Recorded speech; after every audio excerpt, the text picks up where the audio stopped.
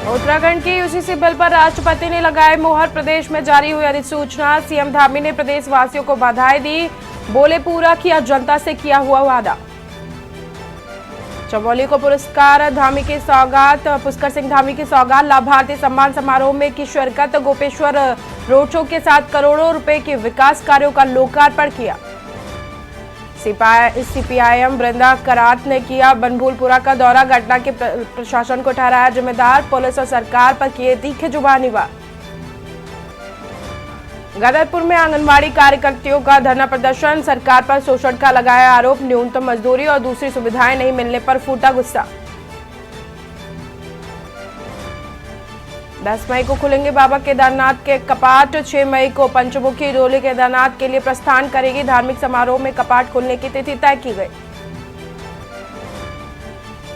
देवभूमि में 2 दिन बारिश और बर्फबारी के आसार। अधिक ऊंचाई वाले क्षेत्रों में हो सकती है बर्फबारी। मैदानी इलाकों में नहीं पड़ेगा बर्फबारी का कोई असर। आप देख रहे हैं के न्यूज, खबरों का सारथी। नमस्कार, मैं हूं आपके साथ सोनम सिंह और आप देख रहे हैं के न्यूज। वक्त हो गया है खबर उत्तराखंड का। रुख करते हैं खबरों का। खानपुर क्षेत्र शिकारपुर स्थित हरिद्वार दुग्ध संघ में नवनिर्वाचित चेयरमैन और समिति सदस्य को शपथ दिलाई गई। इस दौरान पालकों के हित में कार्य करने का संकल्प भी लिया गया। शिकारपुर स्थित हरिद्वार दुग्ध संघ के अध्यक्ष पद पर प्रमोद कुमार निर्वाचित होने के साथ ही 8 समिति सदस्य भी निर्वाचित हुए थे। बुधवार को दुग्ध संघ में शपथ ग्रहण कार्यक्रम आयोजित किया गया। इस दौरान जिला पशु चिकित्सा अधिकारी डॉक्टर योगेश कुमार शर्मा ने अध्यक्ष और समिति सदस्यों को शपथ ग्रहण कराई।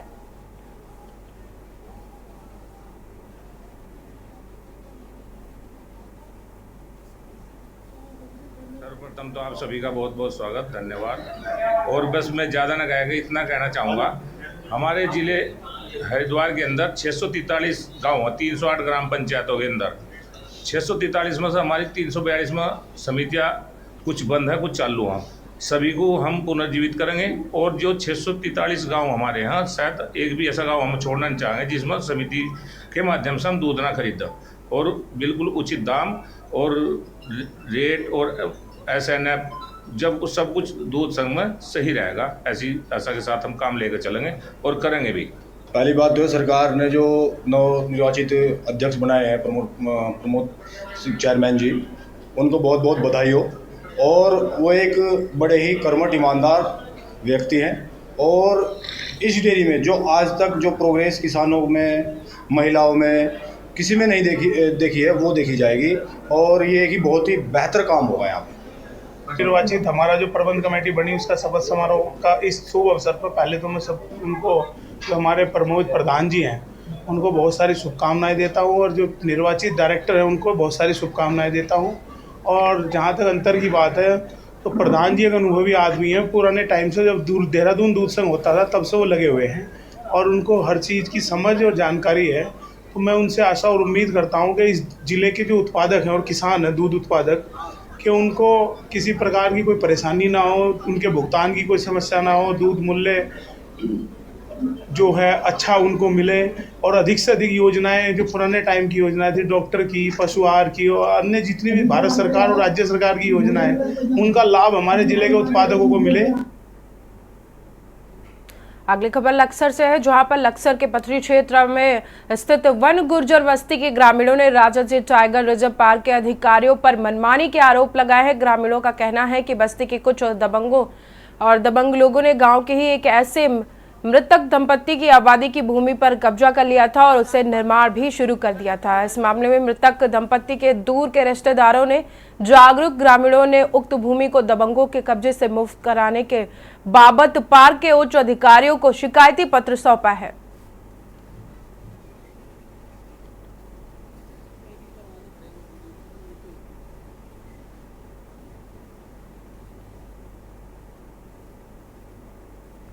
पूरा मैटर यह है, इस प्रकार है कि यहाँ गनी नाम के एक व्यक्ति के द्वारा सरकार के समर्थन के आधार पर ये मामला 2012 में टाइगर रिजर्व द्वारा देहरादून से आदेश आया, ये पेपर है इसका, कि इसको निरस्त किया जाए, जो कि उनकी आवासीय भूमि है। वो आवासीय भूमि निरस्त है और उसके साथ साथ जब मैंने इसकी जांच करी ग्राउंड जीरो पर इसकी जांच करी तो इनके जो डॉक्यूमेंट भी हैं वो भी फर्जी पाए गए, जो कि उन्होंने अपने पूर्व जमीन पर, अपने आवासीय जमीन पर लगा रखे थे। तो हमारा यह 20-25 साल से ये मामला चल रहा है हमारा ना परिवार वाला। इसमें हमारे पास हमारे 2 चाचा है, एक हमारा बाप है, एक हमारा चाचा है। तो इसमें बंटवारे का मामला चल रहा है, इनमें कई दिनों से इसका मामला चल रहा है। ये मामला कई बार उन्होंने हमारे पर केस भी किया, ये भी किए, वो भी किए, पर ये मामला कोई भी संज्ञान में अभी तक नहीं आया। मामला आपने सूचना दी? आपको यहाँ के डिप्टी को भी दे दी, डायरेक्टर साहब के भी यहाँ भेज दी, कोई भी इसमें मामला कुछ नहीं हुआ, कोई कार्रवाई नहीं हुई। अगली खबर आपको बता रहे हैं, SC/ST के एक मामले में पौड़ी जेल में बंद पत्रकार आशुतोष नेगी को जिला जज पौड़ी ने बुधवार को जमानत दे दी है। आशुतोष नेगी के अधिवक्ता एवं कोटेद्वार बार एसोसिएशन के अध्यक्ष अजय पंत ने जानकारी देते हुए बताया कि गुणदोष के आधार पर जिला जज ने आशुतोष नेगी को जमानत पर रिहा करने का आदेश दिया है। गौरतलब है कि 5 मार्च को पौड़ी पुलिस ने SC/ST के एक पुराने मामले में आशुतोष नेगी को गिरफ्तार करने के बाद जेल भेज दिया था। आशुतोष नेगी अंकिता भंडारी हत्याकांड में उसके गुनहगारों को सजा दिलाने के लिए इन दिनों आंदोलन चला रहे थे। आशुतोष नेगी जो SC/ST में जो मुकदमा हुआ था वो 2022 में उन्होंने एक प्रार्थना पत्र दिया था वादी ने, और फिर उसी प्रार्थना पत्र में 2024 में एक प्रार्थना पत्र दिया जिसमें 2 लोगों के नाम लिखाए थे, उसमें 4 नाम, और दोनों के कथनों में बहुत अंतर था। माननीय जिला जज श्रीमान अजय चौधरी द्वारा गुणदोष के आधार पर हमारी बातों को सुन कर गुणदोष के आधार पर आशुतोष को जमानत दी गई। बाकी जो आगे की जो कार्रवाई होगी एविडेंस के आधार पर होगी।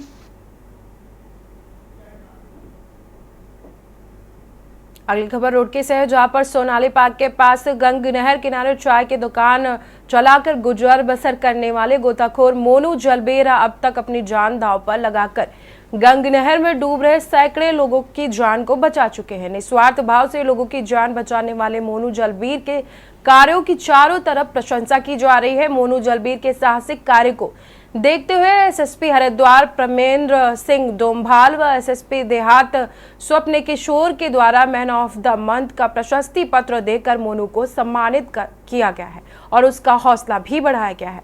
आपको बता दें कि मोनू जलबीर एक बहुत ही गरीब परिवार से हैं। वो अपने माता पिता, पत्नी और 2 बच्चों के साथ सोलानी पार्क के पास गंग नहर किनारे झुग्गी झोपड़ी डालकर रहते हैं और चाय की दुकान चलाकर अपने परिवार का गुजर बसर करते हैं।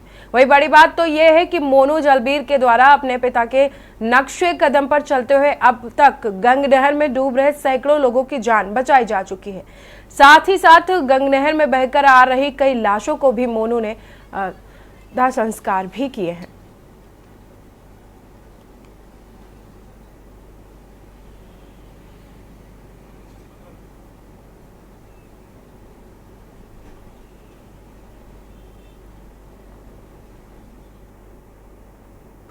मोनू जलबीर, मैं ज्यादा करते तो नहर में तो डूब जाता, उसे निकाल दो, या लाश जा रही है तो उसे निकालता हूँ। सोलानी पार्क में मेरी चाय की दुकान है छोटी सी, उसे मैं अब तक चलाते आ रहा हूँ। ज्यादा तो डूब जाता है या तो बह रहा है तही से, या कोई ज्यादा करते सुसाइड कर लेते हैं लोग। भाई यहाँ ज्यादा करते सबसे ज्यादा सुसाइड ही होते हैं। इच्छे तो ये बचाने का काम करता हूँ मैं अब तक। बचाने अब तक गिनती नहीं करी है तो बहुत है, सैकड़ों भी हो सकते हैं, 1000 भी हो सकते हैं।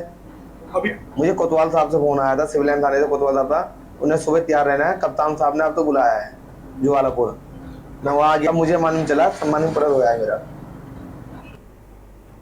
अगली खबर देहरादून से, जहां पर पुलिस की तरफ से सत्यापन का बड़ा अभियान चलाया जा रहा है। ये अभियान इसलिए चलाया जा रहा है कि जनता किसी भी अपराध का शिकार न बन जाए, जनता आपराधिक गतिविधियों से बच सके। अपराध की रोकथाम के लिए विशेष अभियान की शुरुआत की गई है। ऐसा ही एक मामला पटेल नगर से सामने आया था, जब घर पर चोरी होने के बाद FIR दर्ज करवाई गई थी, जिसको लेकर SSP अजय सिंह ने बताया कि घर से ही 8 लाख की ज्वेलरी चुरा ली गई थी और घर में काम कर रही महिला सर्वेंट पर शक के चलते पुलिस ने उसे ढूंढा, जिसके बाद पुलिस द्वारा सत्यापन में दिए गए दस्तावेजों के आधार पर युवती का पता चला और पुलिस ने युवती को गिरफ्तार करते हुए 8 लाख की ज्वेलरी भी बरामद की है।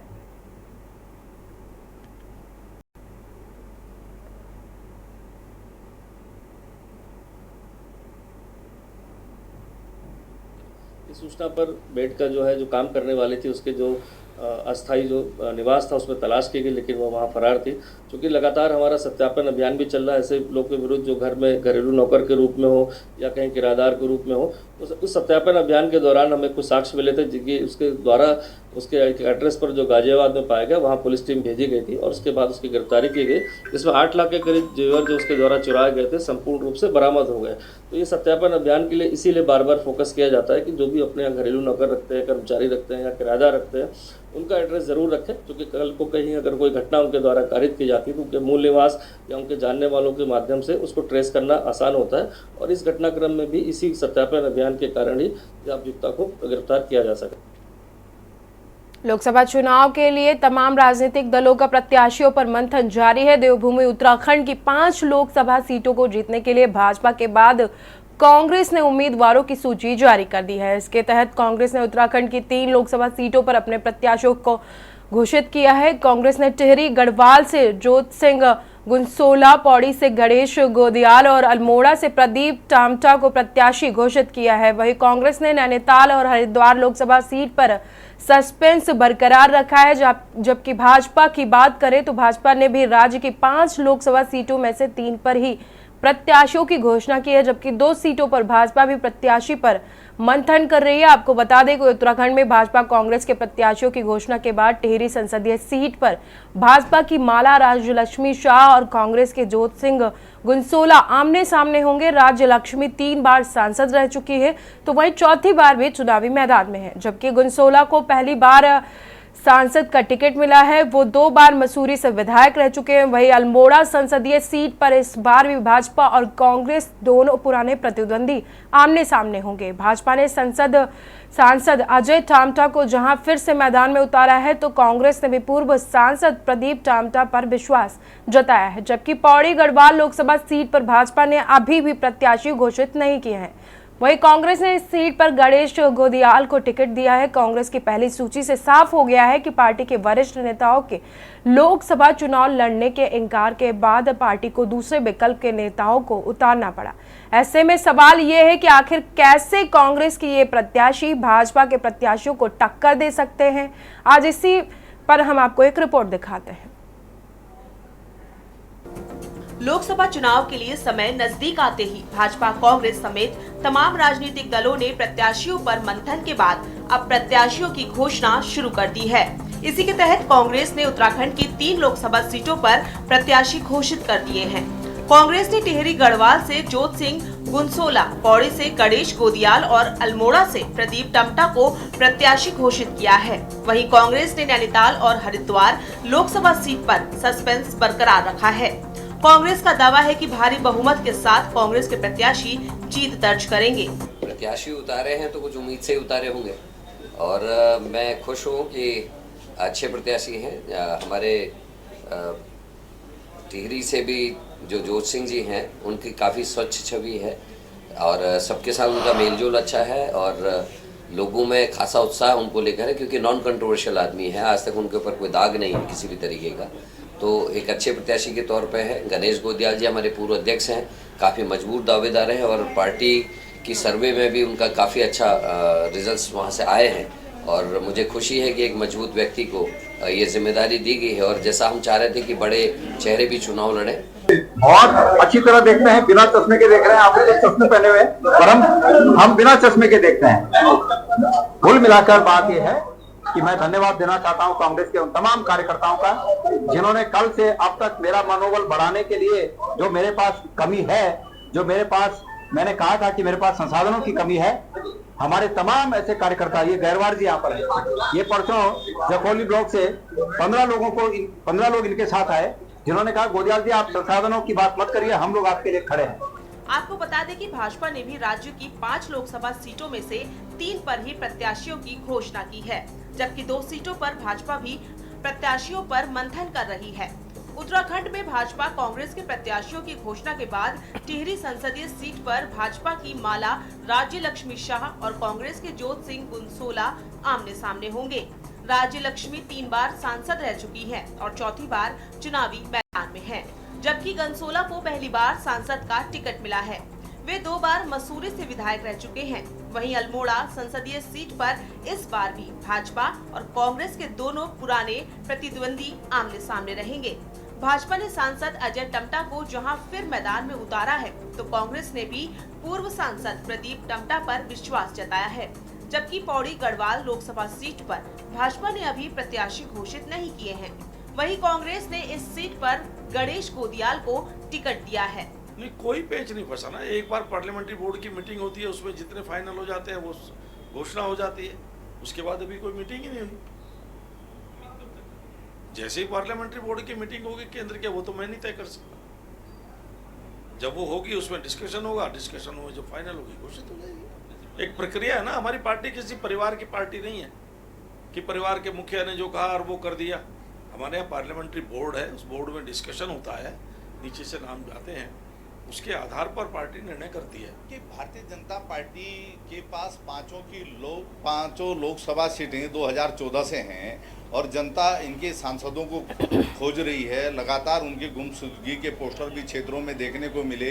जो गांव इनके सांसदों ने गोद लिए थे, उन गांवों का हिसाब किताब आज तक जो है जनता को नहीं मिल पाया है। राज्य हित का और अपने क्षेत्र के हित का कोई भी मुद्दा इनके सांसदों ने लोकसभा में नहीं उठाया है। तो इनका रिपोर्ट कार्ड जो है शून्य पे है और जनता इनको सबक सिखाने के लिए तैयार बैठी है। पांचों सिटिंग सांसद होने के बावजूद भी भाजपा अभी तक अपनी 2 लोकसभा प्रत्याशियों की घोषणा नहीं कर पाई है। कुल मिलाकर लोकसभा सीट के लिए समय बेहद कम है। यही वजह है कि राज्य में राजनीतिक सरगर्मियां तेज हो गई हैं। भाजपा कांग्रेस भले ही जीत का दावा करे, लेकिन दोनों ही दलों के लिए 24 की जंग आसान नहीं है, क्योंकि एक तरफ जहां भाजपा के लिए एंटी इनकम्बेंसी का खतरा है, तो दूसरी ओर कांग्रेस के बड़े नेताओं का चुनाव लड़ने से इनकार करने पर कांग्रेस की लड़ाई कठिन हो गई है।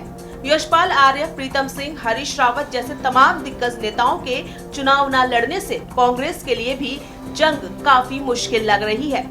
ऐसे में देखना होगा कि 2024 का चुनाव किसको जीत का स्वाद चखाता है और किसको हार से सामना कराता है।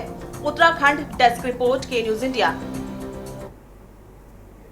रुक कर लेते हैं अगली खबर का। उत्तराखंड के औली में रविवार को नेशनल ओपन स्कीइंग चैंपियनशिप की शुरुआत हुई। इसमें देश भर में 10 टीमों के 150 एथलीट हिस्सा ले रहे हैं। देखिए रिपोर्ट।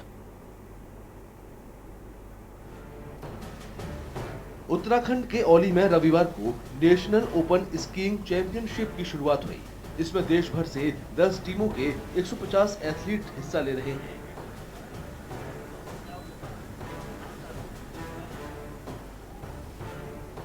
हिमाचल प्रदेश, असम, उत्तराखंड, मिजोरम, अरुणाचल प्रदेश, जम्मू कश्मीर, उत्तर प्रदेश, हरियाणा सहित कई राज्यों की टीमें स्कीइंग और स्नोबोर्डिंग में अपना कौशल दिखाने के लिए उत्तराखंड पहुंची हैं। आईटीबीपी और भारतीय सेना ने मिलकर इसका आयोजन किया है। ये चैंपियनशिप 2 दिनों तक चलेगी।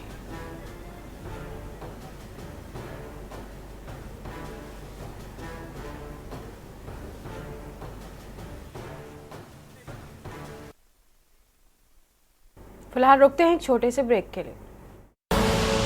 आप देख रहे हैं के न्यूज, खबरों का सारथी।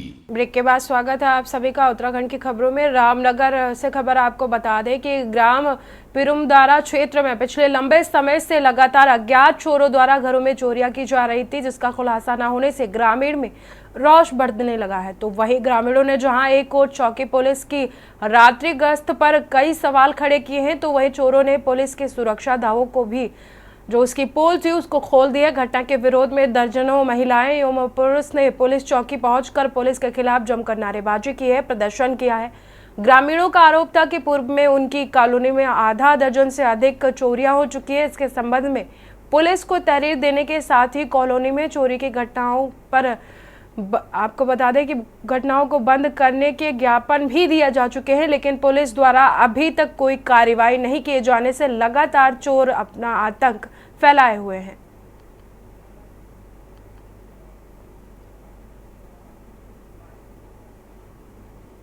जब मैं रात को लाइट ताला खोल के लाइट जला के गई थी, उस टाइम ऊपर नीचे सारे चेक करके गई थी, कुछ भी नहीं हुआ था।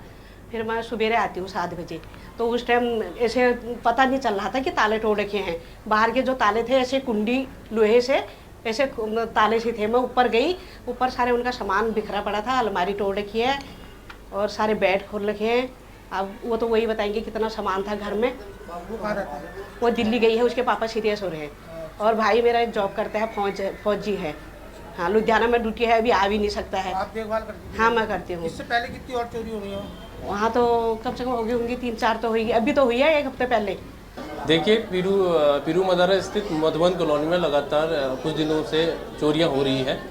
उसी के संबंध में यहाँ आज महिलाएं ग्रामीण आए थे। मेरे द्वारा ग्रामीणों को आश्वासन दिया कि चोरी का जल्द से जल्द खुलासा होगा। हमारे द्वारा उच्च अधिकारियों के दिशा निर्देशन में टीम गठित कर दी गई है और शीघ्र से इसका खुलासा होगा। खबर अल्मोड़ा से है, जहां पर मां नंदा सर्वदलीय महिला समिति की ओर से मंगलवार को नंदा देवी मंदिर परिसर में होली गायन का आयोजन किया गया। महिलाओं ने होली का शुभारंभ नंदा देवी मंदिर की परिक्रमा के साथ किया। इससे महिलाओं ने मंदिर प्रांगण में खड़ी होली के साथ बैठकी होली का भी आयोजन किया था।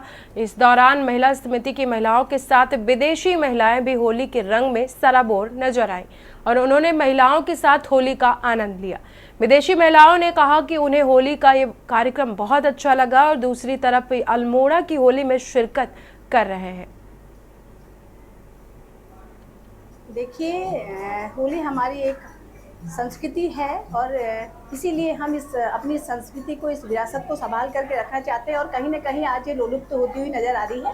तो हमारी संस्था के द्वारा हर वर्ष यहाँ पर 1 साल की खड़ी होली का आयोजन किया जाता है और काफ़ी महिलाओं ने इसमें बढ़ चढ़ करके हिस्सा लो। आज आप देखिए कि विदेशी की महिलाएं भी यहाँ पर आकर के इस रंग में सरूबार होकर के इस होली का आनंद इन्होंने लिया और ये काफ़ी खुश नज़र आई और कहीं न कहीं अपने राग, ईर्ष्या और परस्पर द्वेष को मिटा करके सभी महिलाएं यहाँ पर होली का त्यौहार मिलती हैं और परस्पर गले मिलकर के एक दूसरे को होली की शुभकामनाएं। देहरादून में विधानसभा में यूसीसी पास होने के बाद अब राष्ट्रपति से भी मंजूरी मिल गई है। इसके बाद प्रदेश भर में यूसीसी लागू हो गया है। इसको लेकर कांग्रेस प्रवक्ता शीशपाल सिंह बिष्ट ने कहा है कि यूसीसी अगर देश की संसद लाती तो अच्छा होता, लेकिन संविधान की अनदेखी करके प्रदेश में इसे लागू किया जा रहा है। उन्होंने आगे कहा कि सरकार प्रदेश की समस्याओं जैसे भू कानून, मूल निवास व बेरोजगारी पर ध्यान न देकर यूसीसी पर ही ध्यान केंद्रित कर रही है। वहीं मुख्यमंत्री का धन्यवाद करते हुए भाजपा मीडिया प्रभारी मनबीर चौहान ने कहा कि राष्ट्रपति की मंजूरी मिलने के बाद अब ये कानून बन चुका है और इसकी शुरुआत उत्तराखंड से हुई। उन्होंने आगे कहा कि 2022 के विधानसभा चुनाव से पूर्व ही मुख्यमंत्री ने जनता से प्रदेश में यूसीसी लागू करने का जो वादा किया था उसको पूरा किया गया है। उन्होंने ये भी कहा कि यूसीसी कानून बनने के बाद महिला पुरुष की भी, किसी भी जाति, किसी भी धर्म का, वर्ग का हो, सभी एक समान एक दायरे में आएंगे।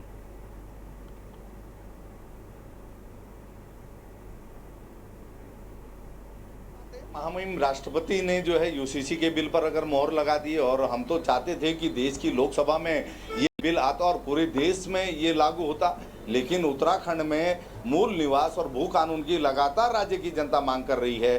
बेरोजगारों के पलायन पर सवाल खड़े कर रहे हैं। बेरोजगार नौजवान रोजगार की लगातार मांग कर रहे हैं और सरकार उनको लाठी डंडों से पीटने का काम कर रही है। बेटियों की सुरक्षा सरकार नहीं कर पा रही है, विकास राज्य में सरकार कर नहीं पा रही है। तो ये जो है राज्य के ज्वलंत मुद्दे हैं और यूसीसी की बात करके सरकार जो है जनता का ध्यान मुद्दों से भटका। फिलहाल इस बुलेटिन में इतना ही। देखते रहिए के न्यूज। आप देख रहे हैं के न्यूज, खबरों का